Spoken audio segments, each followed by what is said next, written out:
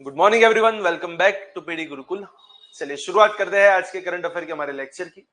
सबसे पहले देखते हैं कि कौन से टॉपिक्स को आज के इस लेक्चर के अंदर हमें कवर अप करना है जो आपकी सिविल सर्विसेज एग्जामिनेशन के लिए वहां पे इंपॉर्टेंट है। तो वन बाय वन सबसे पहले टॉपिक्स।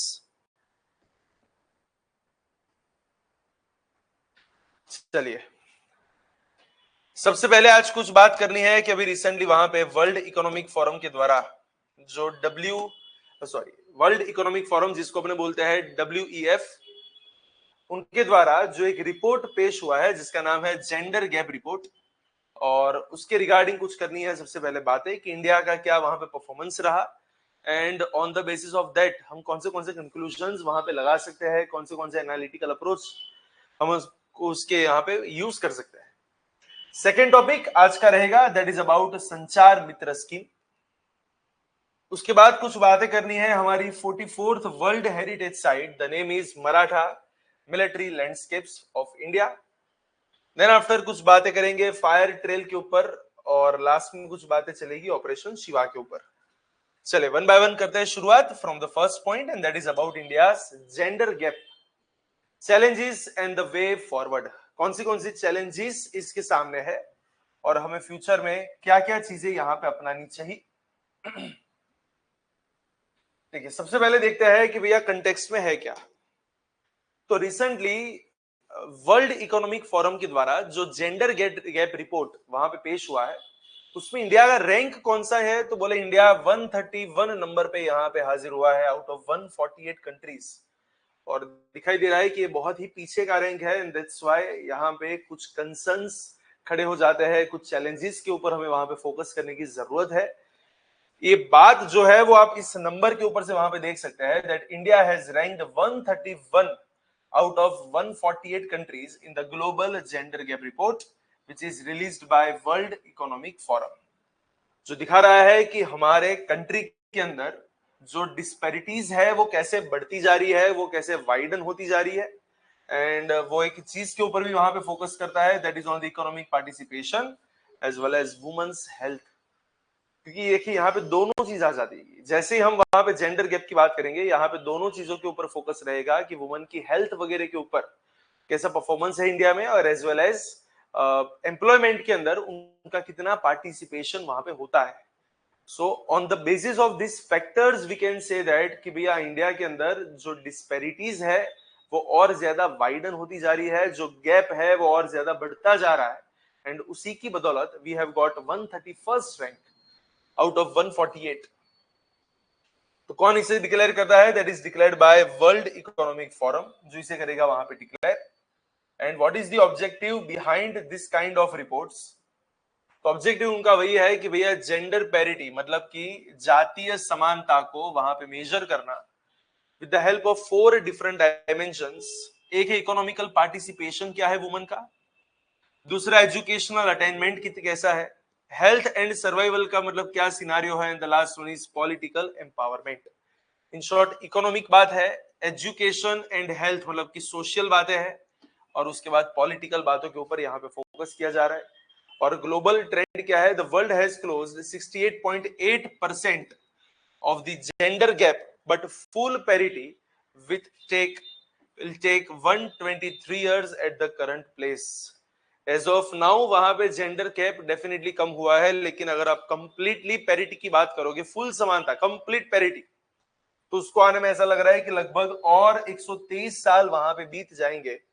और इंडिया का अगर हम रैंक देखें तो रैंक इतना पीछे है जो बता रहा है कि इंडिया के अंदर इकोनॉमिकल एंड हेल्थ इंडिकेटर्स के अंदर बहुत ही ज्यादा कम समानताएं हैं, that we are having low parity in the fields of economic as well as health indicators.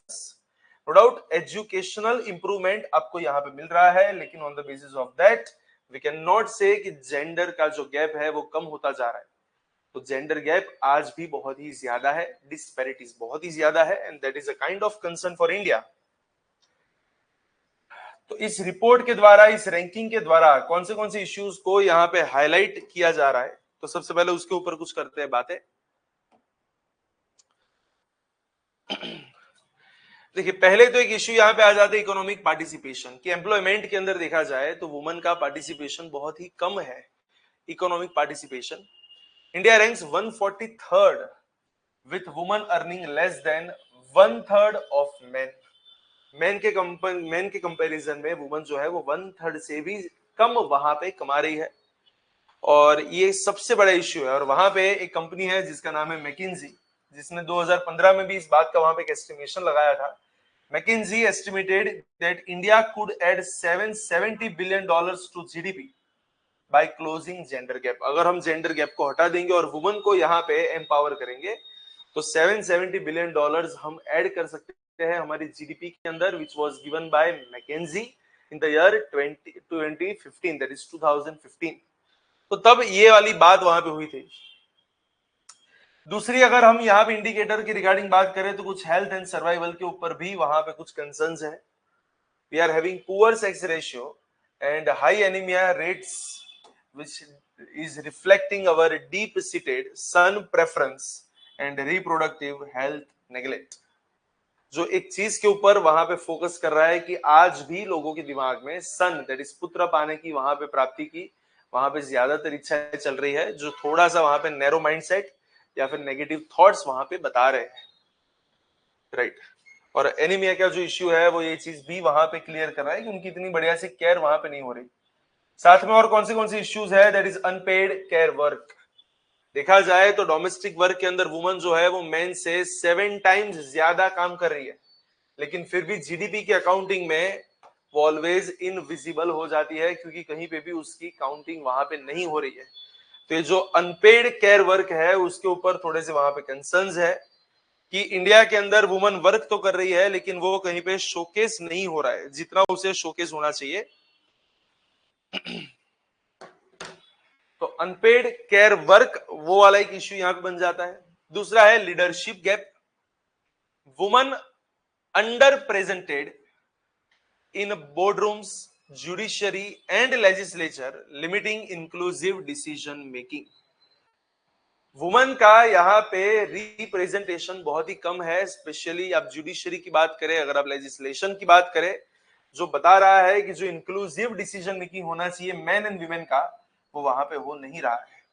Policy blind spots are there. अगर आप देखो gender budgeting, social protections and the care infrastructure, वो आज भी अंडर फंडेड है या फिर fragmented है, इट इज नॉट कंसोलिडेटेड।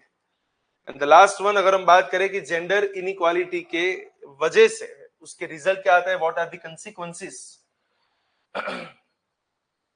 तो इकोनॉमी का जितना वहां पे यूटिलाइजेशन होना चाहिए उतना यूटिलाइजेशन हो नहीं रहा है, और बोल सकते हैं कि लगभग 50% से भी ज्यादा हमारी जो फॉर्मल वर्कफोर्स है उसका हम वहां पे थोड़ा सा वेस्टेज कर रहे हैं।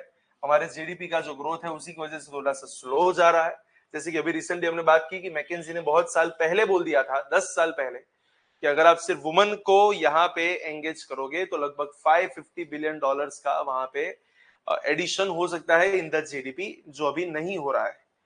डेमोग्राफिक ट्रेंड्स आपको यहाँ पे मिलेंगे with rising elderly population and declining fertility, low female participation raises the dependency ratio. अगर आप फीमेल को काम नहीं करवाओगे तो वो मेल के ऊपर डिपेंडेंट हो जाएगी, एंड दैट्स व्हाई इंडिया के अंदर डिपेंडेंसी रेशियो जो है वो डे बाय डे बढ़ता जाएगा, and it will definitely strain your physical resources. उसके ऊपर वहां पे भार जो है वो थोड़ा सा बढ़ता जाएगा, प्रेशर वहां पे थोड़ा सा इंक्रीज होता जाएगा। साथ में और भी कौन से कंसिक्वेंसेस यहाँ पे है, तो हेल्थ प्रोडक्टिविटी डेफिसिट जो आपको यहाँ पे मिल रहा है, जैसे कि अभी रिसेंटली वहां पे बात हुई कि हेल्थ की इश्यूज बहुत है, एनीमी का रेट्स बहुत ही ज्यादा है, तो वो सब चीजें वहां पे आ जाती है, राइट। पॉलिसी ब्लाइंड स्पॉट्स, उसकी भी अभी रिसेंटली वहां पे हुई बात। इंटर जनरेशन इनइक्वालिटी, और उसका एक पूरा से ट्रैप बन जाता है that girls growing up in inequitable system faces limited education. उनके पास एजुकेशन कम होता है, न्यूट्रिशन कम होता है, अपॉर्चुनिटीज कम होती है, और वही साइकिल जो है वो वहां पे रिपीट एंड रिपीट होती जा रही है। जैसी पूरी लाइफ उन्होंने वहां पे फेस किया है, वही चीज नेक्स्ट जनरेशन के अंदर भी वहां पे ट्रांसफर हो रही है, और यही साइकिल जो है वो इंडिया में चलती जा रही है, right. So that is also a kind of concern. And अगर हम बात करें तो इसमें वे फॉरवर्ड में आप क्या लिख सकते हैं कि भैया फ्यूचर में और क्या क्या हो सकता है। तो पहली चीज, आपको वुमन की हेल्थ के अंदर वहां पे इन्वेस्ट करना चाहिए। रिप्रोडक्टिव हेल्थ की बात करें, न्यूट्रिशन की बात करें, तो इन सब के ऊपर वहां पे खर्चा बढ़ना चाहिए, इन सबको प्रायोरिटी में रखना चाहिए। सेकेंड, केयर इकोनॉमी, जो वुमन अपने घर में काम कर रही है उसको वहां पे कुछ भी करके फॉर्मलाइज करना चाहिए, ताकि जो केयर इकोनॉमी के अंदर वो अपने पूरी लाइफ का एक कंट्रीब्यूशन दे रही है तो उसको मॉनेटरी टर्म्स में कहीं ना कहीं पे उसका मेजरमेंट भी होना चाहिए। एनहांस्ड लेबर इंक्लूजन, तो वहां पे अलग अलग ट्रेनिंग वर्क को शुरू कर दो, फ्लेक्सिबल वर्क की वहां पे शुरुआत कर दो, equal pay for equal work, इन सबसे वहां पे उनका पार्टिसिपेशन और बढ़ाना चाहिए। So that is all about gender gap report which is presented by WEF। तो अभी रिसेंटली जो जेंडर गैप रिपोर्ट आया है वहां पे आपको नंबर ओवरऑल ध्यान में रखना है कि इंडिया 131st नंबर पे इंडिया वहां पे है। चलिए नए टॉपिक पे जाते हैं, और नए टॉपिक को शुरू करने से पहले मैं आपको बता दूं कि PD Gurukul Ahmedabad as well as Gandhinagar दोनों ब्रांचेस के ऊपर यूपीएससी एंड जीपीएससी क्लास 1-2 की नई बैचेस की हो चुकी है शुरुआत from 10th of July, and from the next month we are also going to start some new batches। So अभी तक अगर आपने एनरोल नहीं करवाया है तो आप इस बैच के अंदर वहां पे ज्वाइन हो सकते हैं, इस नंबर के ऊपर आज ही आप कांटेक्ट करें and you will get 3 days free demo sessions as well as up to 50% scholarship. तो ये स्कीम जो है वो अभी आपके लिए ओपन है, तो आज ही इसका वहां पे लाभ उठाए। As well as you can also fill up the form which is given in the description box below, so that our staff member will definitely call back you soon।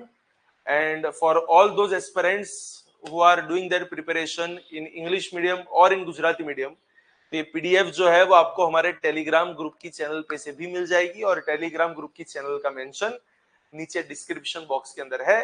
So you can go on that channel and you can download the PDF from the same। तो आज ही इस number के ऊपर contact करें, और exam से regarding अगर आपकी कोई भी क्वेरीज आ रही है तो उसको यहीं पे करें, वहां पे क्लियर। चलिए और आगे टॉपिक्स के ऊपर आगे बढ़ते हैं। The next topic and that is about the संचार मित्र स्कीम। क्या है ये संचार मित्र? पहले तो आपको ये पता होना चाहिए कि संचार मित्र स्कीम कौन वहां पे लेके आया है। देखिए अगर मिनिस्ट्री के हिसाब से बात करेंगे तो उसको बोलते हैं मिनिस्ट्री ऑफ कम्युनिकेशन, और मिनिस्ट्री ऑफ कम्युनिकेशन के अंडर में एक डिपार्टमेंट है जिसका नाम है डिपार्टमेंट ऑफ टेलीकम्युनिकेशन। उन्होंने संचार मित्र स्कीम को एक नेशन वाइड प्रोग्राम में कन्वर्ट करने की है बातें, ताकि इंडिया में डिजिटल लिटरेसी और बढ़ सके एंड साइबर सेफ्टी भी वहां पे बढ़ सके, लोगों के अंदर अवेयरनेस बढ़े, सिटीजन जो है वो और ज्यादा वहां पे स्ट्रांग बने। तो फिर से एक बार, ministry of communication, department of telecommunication, उन्होंने संचार मित्र स्कीम को और वहां पे एक्सपांड किया है पैन इंडिया, ताकि डिजिटल लिटरेसी को बढ़ाया जा सके, साइबर सेफ्टी को वहां पे और बेटर किया जा सके, लोगों के अंदर वहां पे अवेयरनेस को और जनरेट किया जा सके। तो पहले तो ये पता होना चाहिए कि एग्जैक्ट ये संचार मित्र है क्या। बेसिकली एक volunteer based digital outreach initiative है ये, और इस इनिशिएटिव के अंदर किया क्या जाएगा। So it leverages university students as Sanchar Mitra. University students को यहां पे बनाया जाता है संचार मित्र, और एज अ संचार मित्र आपका काम क्या रहेगा, आपको टेलीकॉम सेफ्टी के ऊपर वहां पे अवेयरनेस को क्रिएट करना है एंड साइबर फ्रॉड को प्रिवेंट करना है, साथ साथ डिजिटल रिस्पॉन्सिबिलिटी के बारे में लोगों को बताना है। सो यहाँ पे डिजिटल लिटरेसी को प्रमोट किया जाएगा, साइबर हाइजीन को वहां पे फॉलो किया जाएगा, एंड सिटीजन्स एंड गवर्नमेंट की जो टेलीकॉम सर्विस है इन दोनों के बीच में जो गैप है उस गैप को वहां पे फिलअप करने की बात है, और साथ में यूथ को यहाँ पे एंगेज करने की बात है। तो डेफिनेटली यूथ जो है वो और एम्पावर हो सकता है। उसके अगर हम की फीचर्स की बात करें तो what are the key features. एक तो वॉलेंटियर एंगेजमेंट वहां पे रहेगा, जिनको संचार मित्र बनाया जाएगा उनको वहां पे एडवांस ट्रेनिंग वहां पे दी जाएगी, क्योंकि डेफिनेटली किसी भी काम को करवाने से पहले आपको वहां पे ट्रेनिंग तो देनी ही पड़ेगी। ट्रेनिंग कौन देंगे, that is national communications academy technology, NCAT, और साथ में डिपार्टमेंट ऑफ टेलीकम्युनिकेशन, उनकी मीडिया विंग।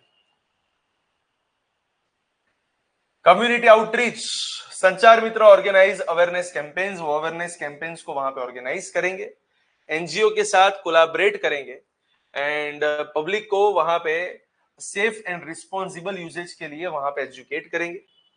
साथ में उनको वहां पे कुछ इंसेंटिव्स वगैरह भी देने की बात है। They will also get internship opportunities they can attend India Mobile Congress and participate in GTU forums.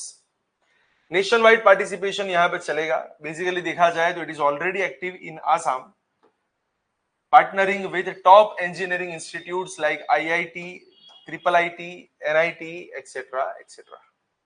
So that is all about Sanchar Mitra scheme. और ऐसी स्कीम से इसको चलाने से हमारे देश के अंदर कौन से बेनिफिट्स, बहुत ही सिंपल है. एक तो डिजिटल इंक्लूजन हो पाएगा, साइबर सिक्योरिटी के रिगार्डिंग जितने भी थ्रेट्स है आप उसको हटा भी सकते हैं, और यूथ को वहां पे एम्पावर करने की बातें हैं. सो 3 उसके major significance, digital inclusion, youth empowerment, and the last one is cyber security awareness. So that is all about Sanchar Mitra. चलिए उसके बाद और थोड़े से आगे बढ़ते हैं नेक्स्ट टॉपिक के ऊपर. तो रिसेंटली देखा जाए तो इंडिया की 44th वर्ल्ड हेरिटेज साइट वहां पे की है डिक्लेयर बाय यूनेस्को. जिस कौन सी वाली site, that is Maratha military landscape of India. चलिए सबसे पहले जानते हैं इसके बारे में क्या है ये.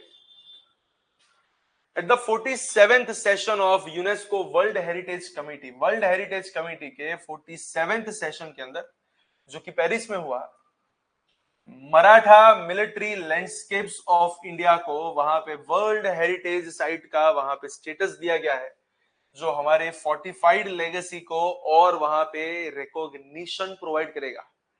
And what is this Maratha military landscapes of India? It is a network of 12 strategic forts built between 17th to 19th century, showcasing the military ingenuity of Maratha Empire, known for their adaptability, architecture and command over diverse terrains. जो basically Maratha empire जो कि 17th और 19th century के बीच में यहाँ पे पाया गया, उनकी एडेप्टेबिलिटी की स्किल्स, आर्किटेक्चर की स्किल्स और डाइवर्स टेराइन के अंदर किस तरीके से उनका कमांड वहां पे था, कितना स्ट्रॉन्ग वो लोग वहां पे परफॉर्म करते थे, तो उस बात को वहां पे शोकेस कर रहा है. That is all about Maratha military landscapes. और टोटल यहाँ पे कितने फोर्ट्स को कवर किया गया है? Total there are 12 forts. By 11 fort जो है वो है महाराष्ट्र के अंदर, जबकि एक फोर्ट जो है वो है तमिलनाडु के अंदर. महाराष्ट्र की अलग अलग प्लेसेस, जबकि तमिलनाडु में कौन सा वाला है? Gingee fort. And what is the historical context? These forts are developed during the rise of Maratha Empire. These forts form a defensive belt using natural landscapes for the protection. They reflected Shivaji Maharaj military vision. वो शिवाजी महाराज के military vision को reflect कर रहे हैं, and self reliant fort defence system को वहां पे emphasise कर रहे हैं कि किस तरीके से हम खुद के लिए इतने बढ़िया से वहां पे फोर्ट बनाते थे, जिसको ऑलमोस्ट अभेद माना जाता था. व्हाट इज मीनिंग ऑफ अभेद? इसका मतलब है कि उसको हरा पाना या फिर उस फोर्ट को वहां पे क्रैक करना, it is almost impossible.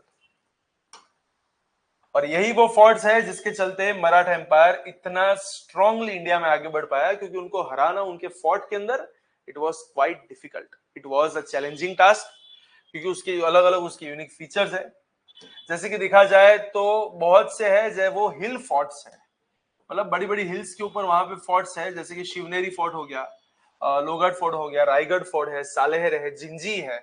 They are integrated with rugged hill टराइन.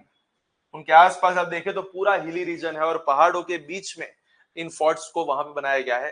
कुछ ऐसे थे जो समुद्र के किनारे थे, that is known as island forts, जैसे कि सिंधुदुर्ग वगैरह हो गया, खंडेरी वगैरह हो गया, सुवर्ण दुर्ग हो गया. They are surrounded by Arabian C.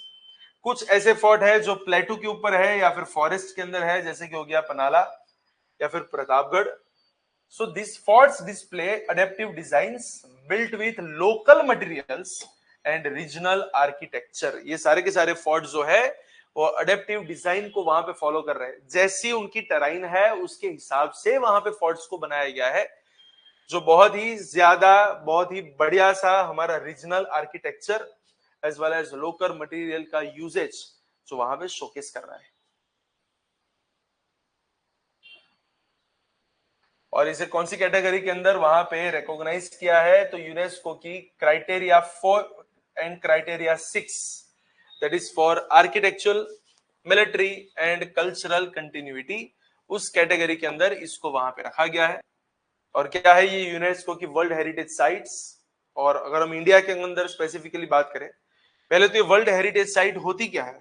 A site inscribed for its outstanding universal value in terms of cultural, natural or mixed heritage, governed by the 1972 World Heritage Convention। और अगर हम इंडिया के कंटेक्स्ट में बात करें तो ग्लोबल रैंकिंग में India का रैंक कौन सा है वर्ल्ड हेरिटेज साइट के अंदर? तो India has 44 world heritage sites and ranks 6th globally and second in Asia Pacific zone behind China. China के बाद अपने सेकंड नंबर पे है एशिया पैसिफिक के अंदर, एंड पूरे वर्ल्ड के अंदर we are at 6th। 62 sites currently on India's tentative list। So basically 44 already sites है और 62 साइट्स ऐसी है जो टेंटेटिव वहां पे है। और उसकी गवर्निंग एजेंसीज कौन सी है? तो बहुत ही important archaeological survey of India and साथ में यूनेस्को की वर्ल्ड हेरिटेज कमेटी। सो इन सब के ऊपर वहां पे ध्यान रख रही है, जो हेरिटेज को कंजर्व करने के ऊपर वहां पे फोकस करता है। प्लस अभी रिसेंटली वहां पे हुआ है ऑपरेशन फायर ट्रेल। क्या है ये ऑपरेशन फायर ट्रेल? कुछ फायर क्रैकर्स को वहां पे बैन करने की रिगार्डिंग कुछ बातें हैं। तो चलिए सबसे पहले देखते हैं क्या है ऑपरेशन फायर ट्रेल। तो देखिए बहुत ही जबरदस्त एक मेजर एंटी स्मगलिंग एक्शन वहां पे चलाया गया है by directorate of revenue intelligence, और उन्होंने कुछ 35 करोड़ रुपीस के बैंड चाइनीज फायर क्रैकर्स को वहां पे सीज किए हैं ड्यूरिंग दिस ऑपरेशन। और कहां से? तो बोले अलग अलग इंडियन पोर्ट्स पे से। तो पोर्ट्स में बहुत से Chinese fire crackers already India में बैंड है, ऐसे 35 करोड़ रुपीस के चाइनीज क्रैकर्स आ रहे थे, जिसको DRI that is directorate of revenue intelligence उन्होंने वहां पे सीज किया है। और उसी के चलते ये वाला ऑपरेशन वहां पे फेमस है, which is known as operation fire trail.